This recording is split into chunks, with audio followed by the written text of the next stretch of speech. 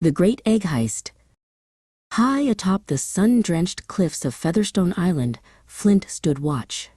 He was a bird of duty, and his duty was the most important job in the world. He was the guardian of the great nest, where 3 speckled eggs rested safely in the warm morning light. Flint didn't mind the quiet. He knew that peace was a gift to be protected at all costs. The peace didn't last long. With a sudden whoosh and a cloud of dust, Zip arrived. Zip never walked when he could run, and he never ran when he could zoom. All quiet on the cliffside, Flint?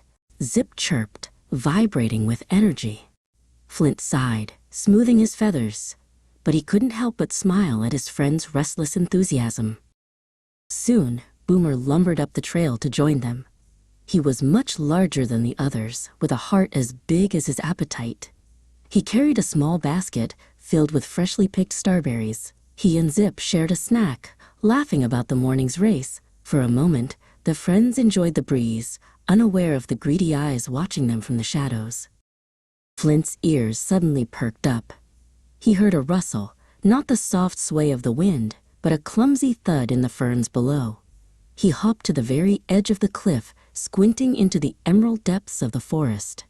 "Did you hear that?" he asked, his brow knitting together in suspicion as the jungle canopy shivered. Deep in the foliage, Baron Snout adjusted his tiny, lopsided crown. He was the leader of the Green Grunters, and he had a very naughty plan. "Look at them," he whispered to his most loyal minion. "They're distracted by fruit and sunshine. Now is our chance to claim the prize for the Great Oink Feast." To draw Flint away from the nest, the minion pig stepped into the clearing and began to perform the silliest dance Flint had ever seen. He wobbled, he jiggled, and he fell over his own feet. Flint watched from the ledge, confused by the strange green creature. What in the world is that?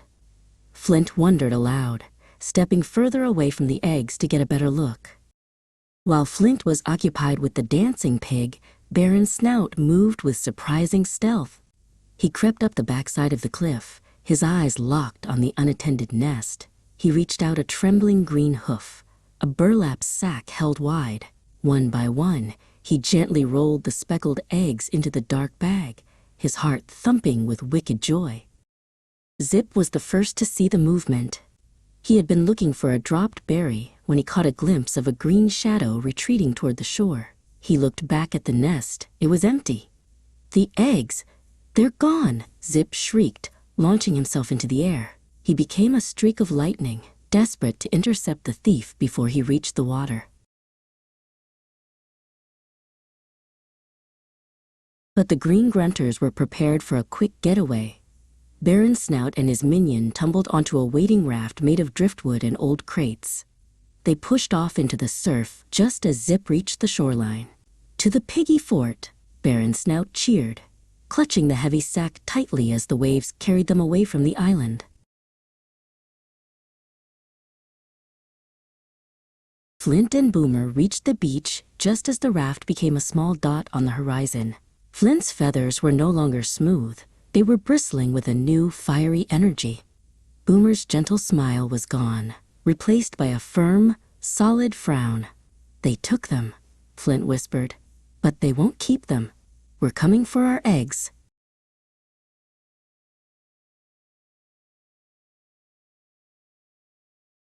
The rescue at Muddy Fortress. Flint and Zip didn't waste a second. They followed the churned-up sand and broken twigs left by the pig's clumsy retreat. Flint's eyes were sharp, scanning every bush and hollow. "They can't have gone far with a sack that heavy," Flint grunted, his feet thumping rhythmically against the earth. Zip circled above, a yellow blur against the sky, searching for any sign of green. The trail led them to the edge of the whispering woods, where the trees grew thick and gnarled. Flint and Boomer pushed through the heavy ferns until they reached a clearing. There, looming over a murky swamp, was the Muddy Fortress. It was a chaotic tower made of stolen crates, jagged stones, and thick layers of dried clay. "There it is," Boomer whispered, his voice deep and solemn. The fortress was surrounded by a deep, bubbling moat. Zip zoomed back down to join Boomer, landing with a puff of dust. "The walls are too slippery to climb, and the gate is locked tight," Zip reported, his wings twitching with nervous energy. Boomer looked at the heavy timber doors and sighed. They needed a way in, and they needed it fast before the sun went down. Suddenly, a soft whistle echoed from the branches above. A sleek bird named Mira hopped down, her feathers the color of a twilight sky. She had been watching the pigs for days. "You won't get in through the front," Mira told Flint, spreading a tattered map made of broad leaves on the ground. "But I know their weakness. The pigs built their towers high, but they didn't build them steady." Mira showed Boomer how to use the strong, stretchy vines of the rubber tree. Together, they began to construct a massive wooden frame. "If we can't climb the walls, we'll fly over them," Mira explained. Boomer hauled the heavy logs into place, his great strength making the work look easy. They were building the great launcher, a machine that would change the battle forever. High inside the fortress, Baron Snout was not worried at all. He sat upon a throne made of mismatched chairs, watching a minion pig polish a large silver platter. The sack of speckled eggs sat on a pedestal, glowing under the torchlight. "The birds are small and soft," the Baron chuckled, his belly wobbling. "They would never dare attack a fortress as grand as mine." Back at the edge of the swamp, the great launcher was ready. Flint stood at the base of the machine, checking the tension of the vines. Zip hopped into the leather pouch, vibrating so fast he was almost a blur. "Remember the plan," Flint said, his voice steady and brave. "Zip, you go high to scout the roof. Boomer and I will follow to break the barricades." "Ready, aim, fly," Flint shouted. He pulled back the release lever with all his might. With a thunderous twang, the vines snapped forward. Zip shot into the air like a golden arrow, soaring over the bubbling moat and toward the highest tower of the muddy fortress. He let out a piercing battle cry that echoed through the swamp, startling the guards on the ramparts. Mira watched from the trees as Zip reached the apex of his flight. He spun in the air, aiming himself directly at the rickety wooden lookout post. Below, the pigs scrambled in confusion, dropping their spears and running for cover. "He's in!" Mira cheered, flapping her wings. Now it was time for the heavy hitters to make their move.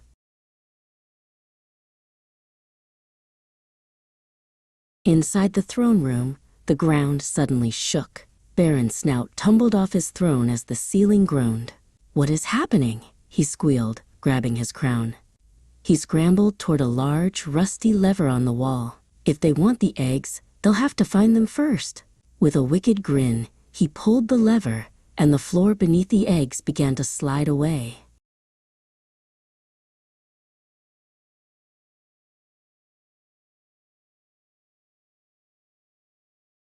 The Great Egg Recovery.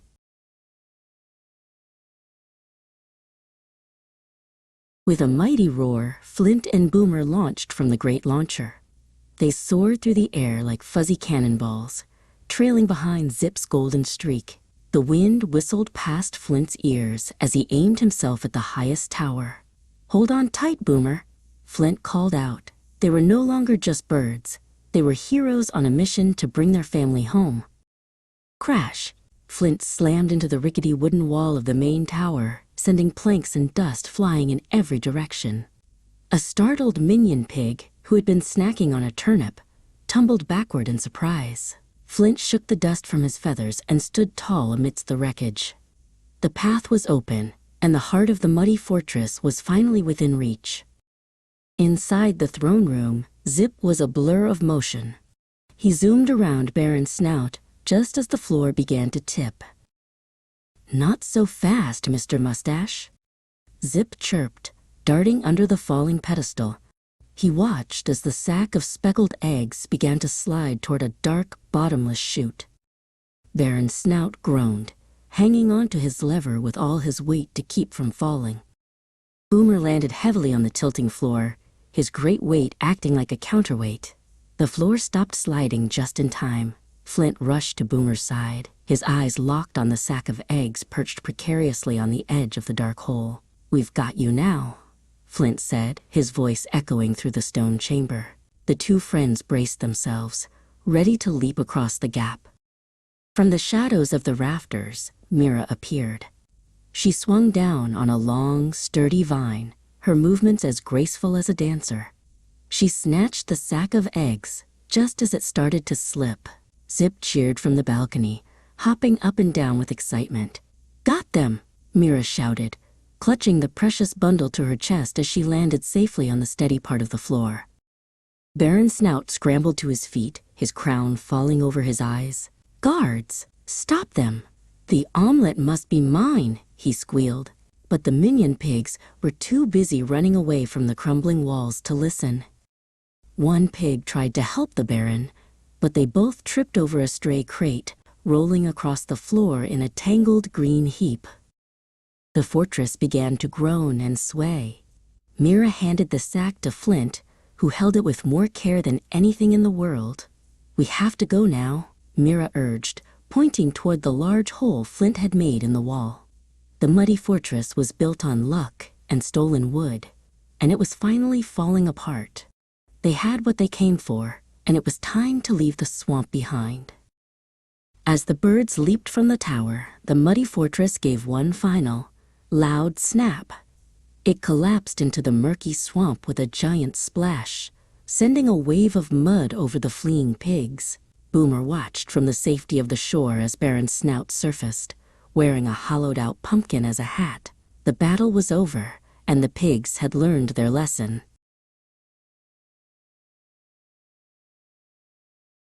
The journey back through the Whispering Woods was much lighter than the journey in. Flint and Zip led the way, their spirits high. The sun was beginning to set, painting the sky in shades of orange and pink. They weren't just returning with eggs, they were returning with a story of bravery and friendship that would be told for generations.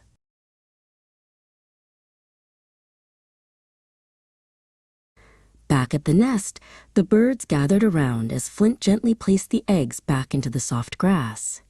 Mira and Boomer stood nearby, watching as the speckled shells began to wiggle and crack. A tiny chirp echoed through the air, and a small, feathery head poked out. The family was whole again, and the island was finally at peace.